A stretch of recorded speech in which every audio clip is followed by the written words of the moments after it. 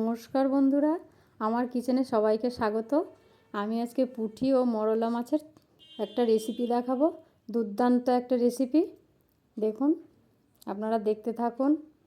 একদম কুচো কুচো করে একটু আলু কেটে নিচ্ছি।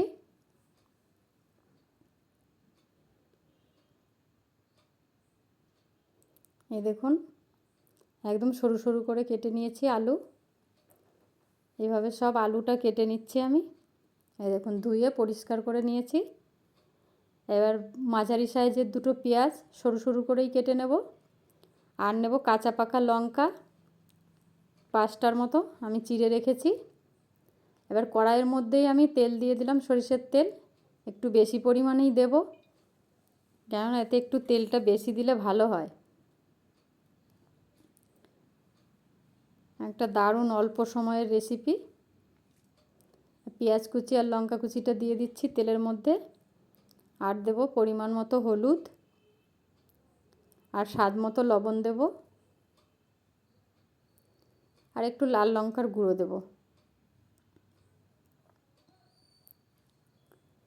অল্প করে দেবো লাল লঙ্কার গুঁড়োটা।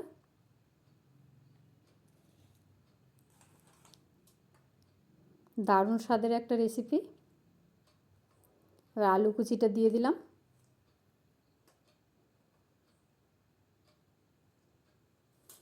এবার ভালো করে মাখিয়ে নেব আমি। এমন করে মাখাবো একদম নরম হয়ে যাবে। এই দেখুন, একদম নরম হয়ে গেছে সব। লঙ্কা, পেঁয়াজ, আলু সব নরম হয়ে গেছে। এবার আমি মাছটা দিয়ে দিচ্ছি। মাছ দিয়েও একটু আলতো আলতো করে মাখিয়ে নেব। আপনারা বানিয়ে দেখবেন, খুব ভালো হয় এই রেসিপিটা।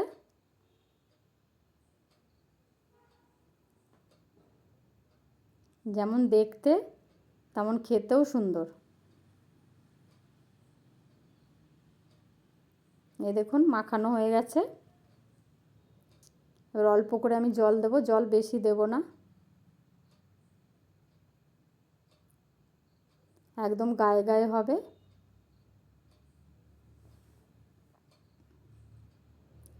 এবার আমি চাপিয়ে দিচ্ছি উনুনে।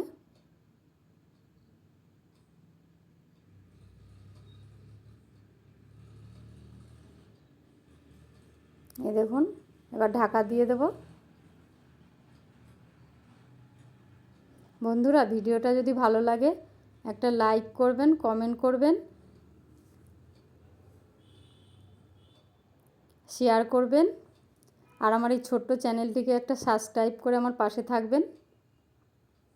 এই দেখুন, দেখতে কত সুন্দর হয়েছে, খেতেও ততটাই সুন্দর।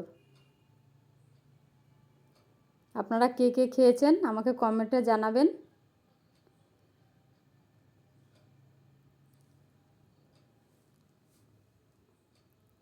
এই দেখুন, একদম জলটা শুকিয়ে এসছে। এবার ওপর থেকে দিয়ে দেবো একটু ধনেপাতা কুচি।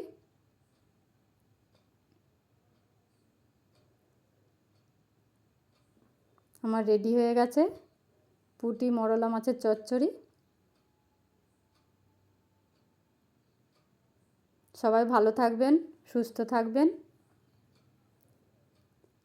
আমাকে কমেন্টে জানাবেন ভিডিওটি কেমন লাগলো। আবার আসছি আগামী ভিডিও নিয়ে।